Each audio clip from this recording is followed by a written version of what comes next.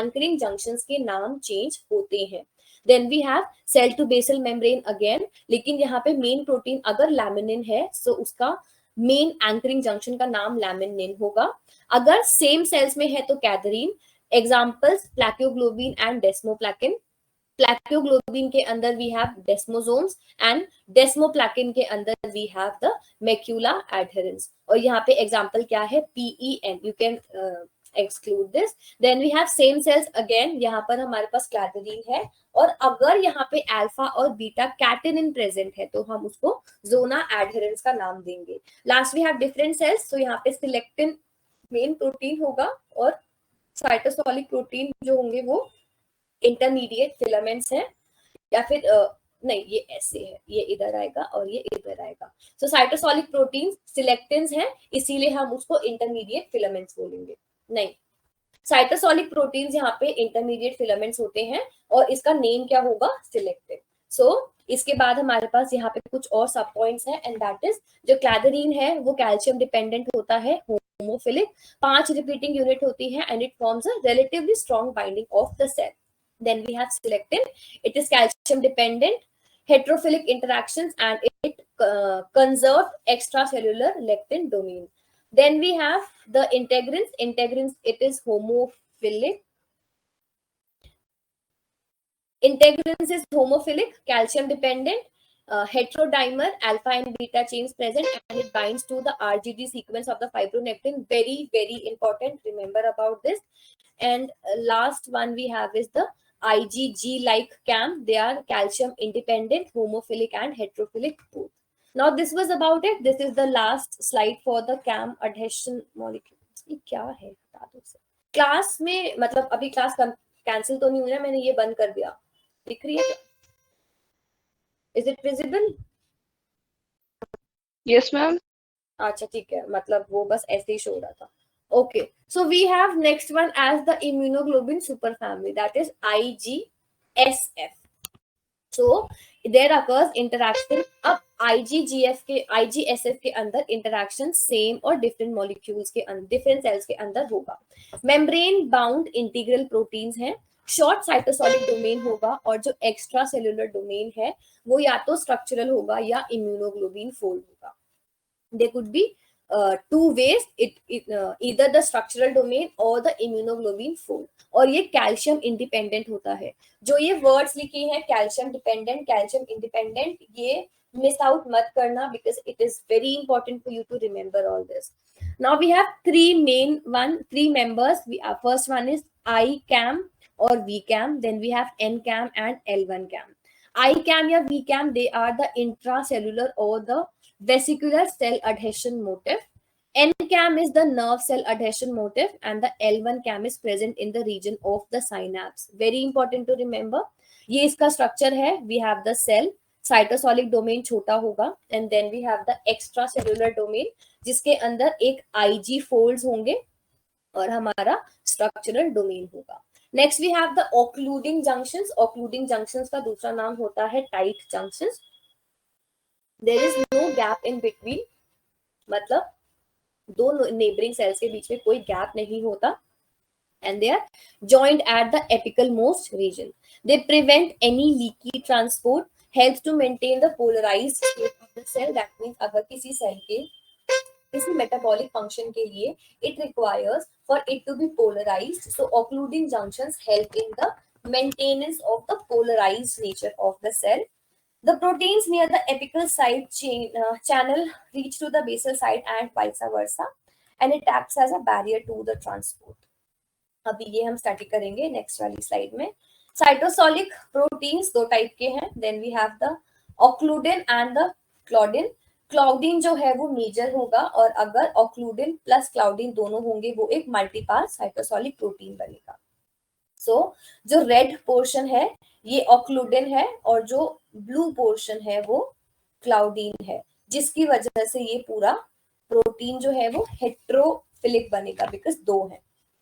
So now, if we knock out the gene of occludin, tight junctions can be formed by the claudine, also vice versa, but vice versa is not formed. मतलब अब यहाँ पे एक क्या बोलते हैं experimental question बन सकता है। देखो हमारा जो ये साइटोसोलिक प्रोटीन है ये ऑक्लूडिन और क्लाउडीन के मेजर फॉर्म से बना है। अगर किसी एक्सपेरिमेंट में ये बोला जाए कि there occurs knockout of occludin from this particular complete structure, तो क्या हमारा फाइनल ऑक्लूडिंग जंक्शन बनेगा? Answer is yes. लेकिन अगर क्लाउडीन को हम नॉकआउट करेंगे तो हमारा ऑक्लूडिंग जंक्शन नहीं बनेगा। रिमेंबर अबाउट दिस कि क्लाउडीन ज्यादा इंपॉर्टेंट रोल प्ले कर रहा है as compare to occludin. Occludin भी रोल प्ले कर रहा है, but on the knockout of the occludin, claudin can be occludin junction could be form. लेकिन अगर हमने क्लाउडीन को निकाला तो हमारा कंप्लीट जंक्शन का फॉर्मेशन नहीं होगा। Next we have the gap junction. So gap junction, हाँ जी बोलो बोलो। Does chlorine stabilize occludin? It does not stabilize. See, it is a complete structure which helps in the formation of the occluding junction.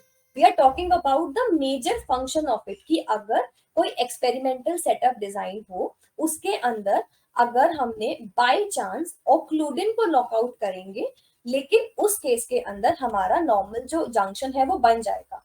But अगर Claudine by chance knockout होगा तो हमारा ऑक्लूडिंग junction नहीं बनेगा, which means Claudine is playing a major role in comparison to the occludin. Both of them are providing structural integrity or we can say structural stability. लेकिन जो final outcome है, जो final हमारा स्ट्रक्चर फॉर्म होना है, उसके लिए claudin is more important than occludin. Clear हुआ? Yes, ma'am. Okay. Now we have the gap junctions. So these are the communicating junctions. Integral membrane proteins है यहाँ पर कौन से? Connexin and innexin. Connexin जो है वो ज्यादा रोल प्ले करेंगे और कितने connexin वर्क करते हैं इकट्ठे? 6 connexin. So you can imagine it this way. 6 pipe एक साथ ज्वाइन करेंगे इन अ सर्कुलर फैशन और हमारा एक गैप जंक्शन फॉर्म होगा। विड्थ क्या होती है? It is 3 to 4 nanometres and working width क्या होती है? 1.5। दैट मींस कंप्लीट जो गैप जंक्शन की विड्थ होगी 3.3 to 4। और अगर हम सिर्फ बीच वाला जो हमारा गैप है, ये जो मेजर गैप है, इसका जो वर्किंग गैप है जहां से हमारा मेन पैसेज होना है, इट इज 1.5। ट्रांसपोर्ट क्या करता है? इट ट्रांसपोर्ट स्मॉल मॉलिक्यूल्स जो 1 किलो डाल्टन या उससे कम के हो, for example CAMP, IP3, sodium, calcium and amino acid. लेकिन यहाँ से प्रोटीन्स, कार्बोहाइड्रेट और न्यूक्लिक एसिड पास नहीं कर सकते। Can I have a reason for this? Why these? Yes ma'am उनका साइज बड़ा होता है। यस करेक्ट, क्योंकि प्रोटीन जो है वो अमाइनो एसिड्स का बना होता है। कार्बोहाइड्रेट के भी बेसिक यूनिट्स होते हैं और अमाइनो न्यूक्लिक एसिड्स के भी, so they can not pass through it because of their size. Now this is the last slide and that is the main what we can say the position of it. बहुत simple है, just look at it. सबसे नीचे मतलब cell के बाहर क्या है हमारा? ECM, that is extra cellular matrix. Extra cellular matrix और सेल को ज्वाइन करने वाला क्या है? इंटेग्रिन, जिसके अंदर फोकल एडहेरेंस आएगा। बेसमेंट लेयर और मेन सेल की लेयर को ज्वाइन करने वाला क्या है? हेमिडेस्मोसोम। उसके बाद इम्यूनोग्लोबिन फोल्ड्स क्या है हमारे? IGSF। कोनेक्सिन इनेक्सिन जो है वो गैप जंक्शंस है हमारे। डेस्मोसोम्स के अंदर क्या आएगा? क्लैदरीन का प्लाकिन और डेस्मोग्लोबिन। अगर आपको पुराना वाला सब याद होगा तो ये बहुत इजीली समझ में आएगा, एंड मैंने ये सिर्फ और सिर्फ एक रिप्रेजेंटेशन के लिए क्लियर किया है।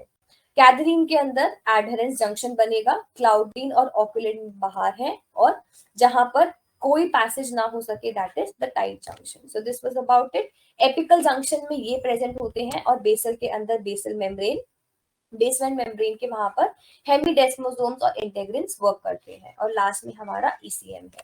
So this was about the complete cell signalling.